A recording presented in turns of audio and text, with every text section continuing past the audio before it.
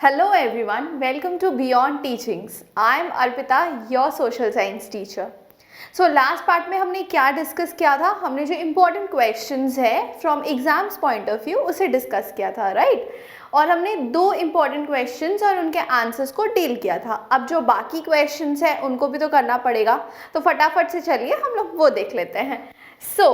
क्या है थर्ड जो क्वेश्चन है, what is sustainable development. Now what is sustainable development उसको हम देखेंगे, क्योंकि what do you mean by resources और explain resources on the basis of origin, exhaustibility, ownership, status of development. ये हमने क्या किया था, हमने ऑलरेडी डिस्कस कर चुका था, राइट? अब हम जो देखेंगे वो है क्या है, व्हाट इज सस्टेनेबल डेवलपमेंट. चलिए, सस्टेनेबल डेवलपमेंट अब क्या है?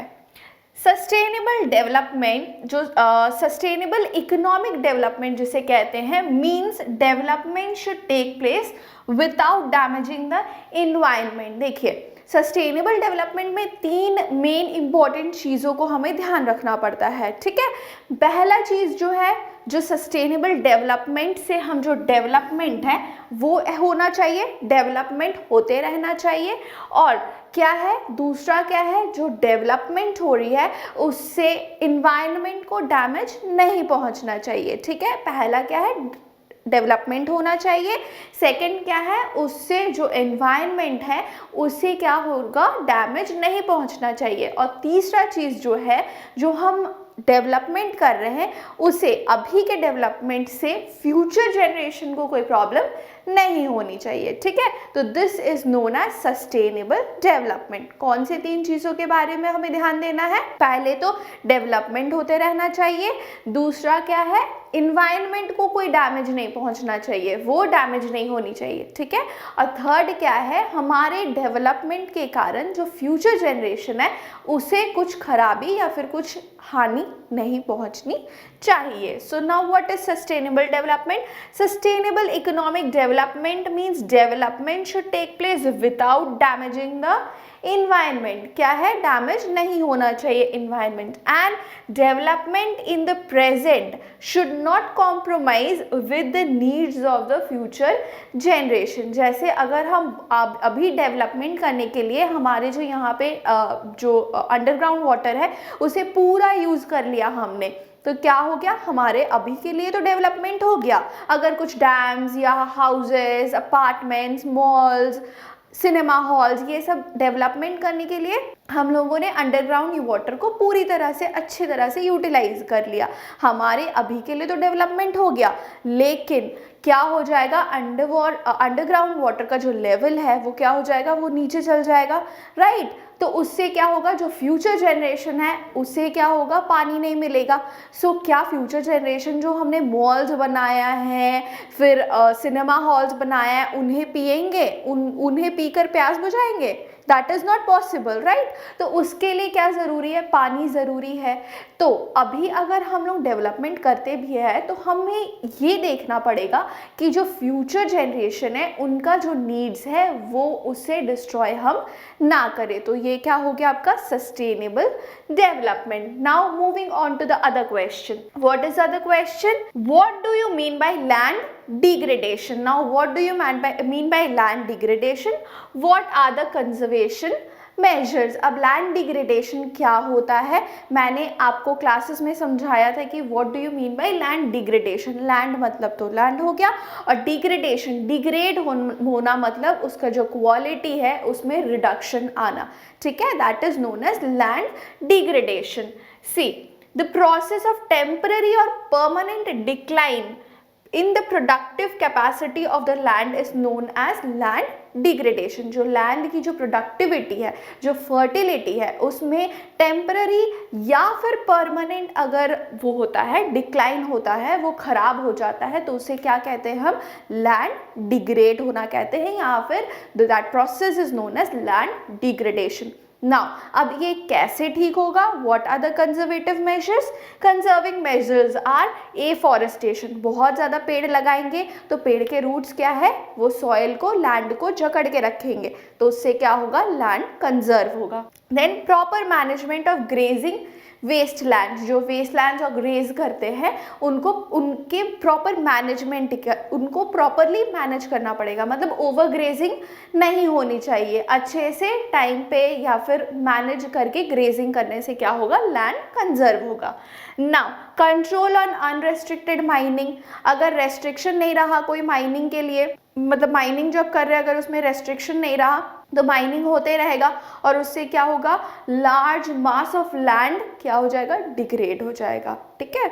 Then proper treatment of industrial effluents, अब इंडस्ट्रियल इफ्लुएंस मतलब इंडस्ट्रियल वेस्ट में अगर केमिकल्स होते हैं, उसमें प्लास्टिक वेस्ट होता है, उसमें हार्मफुल हजार्डस वेस्ट होते हैं, वो वेस्ट अगर हार्मफुल हो, हजार्डस हो तो क्या हो जाएगा, उससे लैंड डिग्रेड हो जाएगा, उससे लैंड खराब हो जाएगा और उसमें कोई क्रॉप्स नहीं होंगे, और अगर उसमें कोई क्रॉप्स लगाए भी जाते हैं तो दैट विल बिकम पॉइजनस, जिससे क्या होगा, वो हमारे लाइफ को इफेक्ट करेगा, राइट। तो क्या हो जाएगा, प्रॉपर ट्रीटमेंट ऑफ इंडस्ट्रियल इफ्लुएंस, अगर हम लोग प्रॉपरली इंडस्ट्रियल इफ्लुएंस को अगर प्रॉपरली ट्रीट करते हैं एंड देन सीवेज में अगर उसको बहाते हैं तो क्या होगा, लैंड बचेगा एंड लैंड डिग्रेड नहीं होगा। Then crop rotation, crop rotation का मीनिंग मैंने अच्छे से आप लोगों को समझा दिया था, लेकिन मैं फिर से एक बार बता देती हूँ। क्रॉप रोटेशन क्या होता है, क्रॉप्स को अगर रोटेट करके, मतलब एक क्रॉप अगर एक न्यूट्रिएंट सॉइल से खींच रहा है तो दूसरे बार में दूसरे क्रॉप्स में जो न्यूट्रिएंट्स, वही न्यूट्रिएंट्स अगर ज़्यादा मात्रा में रहेगा तो उससे क्या होगा, उससे सॉइल वो खींच सकता है, तो ये क्या होगा, both are helping each other, right. इससे क्या होगा कि क्रॉप्स भी अच्छे ग्रो होंगे एंड सॉइल का फर्टिलिटी जो है वो भी खराब नहीं होगा, लैंड का फर्टिलिटी खराब नहीं होगा, तो क्या हो जाएगा, इससे लैंड कंजर्व हो जाएगा। Now moving on to the other question, what is the other question, right and explain about different types of soil. तो अब मैंने यहाँ पे क्यों सिर्फ टाइप्स ऑफ सॉइल लिखा है, क्योंकि मैंने इसके पहले क्लासेस में जो प्रॉपरली जिसे मैंने जब एक्सप्लेन किया था उसमें मैंने लिख दिया था, एक एक सॉइल को प्रॉपरली मैंने एक्सप्लेन किया था, इसलिए मैंने यहाँ पे नाम लिखा है सॉइल्स का। एंड जो तब मैंने समझाया था, जो इसमें आपको क्या लिखना है, ये कहाँ से मिलता है, कैसे प्रोड्यूस होता है ये सॉइल, इसके क्रॉप्स, क्या क्या क्रॉप्स इनमें हो सकते हैं और ये कहाँ पे मिलता है, ठीक है, ये लिख सकते हैं आप इसमें। तो क्या क्या है डिफरेंट टाइप्स ऑफ सॉइल, पहले तो एलुवियल सॉइल है which is the most fertile soil, ठीक है, मोस्ट फर्टाइल सॉइल, इसमें मोस्टली क्या ग्रो करते हैं, सीरियल्स, पल्सेस, शुगर केन, ये सब होते हैं, ठीक है। Then black soil, black soil क्या है, black soil is the second most fertile soil and which what grows in the black soil, cotton के लिए बहुत ज़्यादा इंपॉर्टेंट है कौन सा soil, black soil.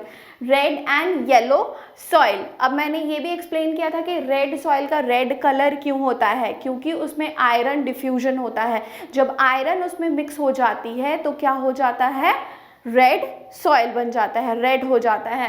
And yellow soil क्यों कब होता है, वही सेम सॉइल जब हाइड्रेट हो जाता है, मतलब उसमें पानी आ जाता है तो क्या हो जाता है, येलो हो जाता है। देन लैटराइट सॉइल, ठीक है, arid soil and forest soil, आप इसमें अलग से इसको एक्सप्लेन कर सकते हैं।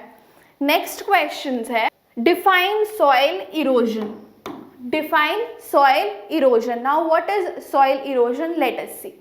Soil erosion is a gradual process of movement and transport of the upper layer of the soil. इसमें क्या होता है, जो upper layer of the soil होता है, जो most fertile होता है, किसके लिए, plants के लिए most fertile होता है, वो क्या हो जाता है, वो बह जाता है, किसके वजह से बह जाता है, agents, external agents के वजह से बह जाता है। What are the external agents?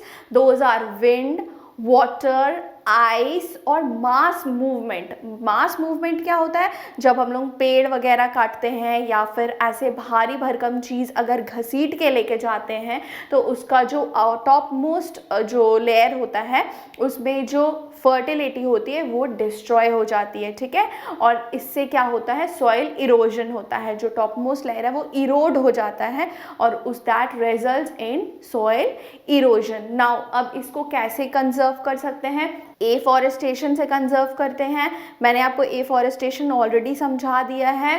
Constructing dams बना सकते हैं ताकि जो रिवर पानी के वजह से जो उसका फर्टिलिटी है वो बह के ना चला जाए, वो रोक सके डैम्स, तो डैम्स इसीलिए बनाए जाते हैं। चेकिंग ओवरग्रेजिंग, मैंने अभी थोड़ी देर पहले बताया व्हाट इज ओवरग्रेजिंग एंड उसमें चेक कैसे कर सकते हैं। Changing agricultural practices, crop rotation, मैंने एक्सप्लेन किया आपको क्रॉप रोटेशन क्या है।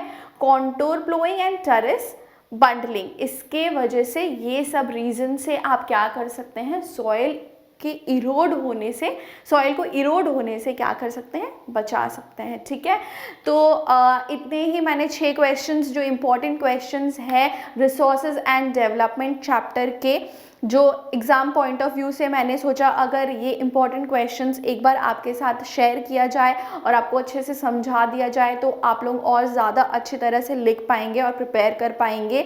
आई होप आप लोगों को ये सब समझ में आया होगा और अच्छी तरह से आपको बेनिफिट मिला होगा इससे।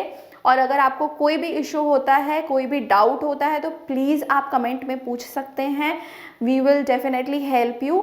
And please do like the video and share, subscribe to the channel and share the video also with your friends, क्योंकि अगर आपको आपके लिए ये इम्पोर्टेंट है तो आपके फ्रेंड जो वीडियो नहीं देख पा रहे हैं या फिर उनको पता नहीं है कि हम ये फ्री में कर रहे हैं और वो भी एग्ज़ाम्स के लिए प्रिपेयर कर रहे हैं, तो उनके लिए भी ये ज़रूर इम्पोर्टेंट होगा। तो do share the video and subscribe to the channel and thank you, have a nice day.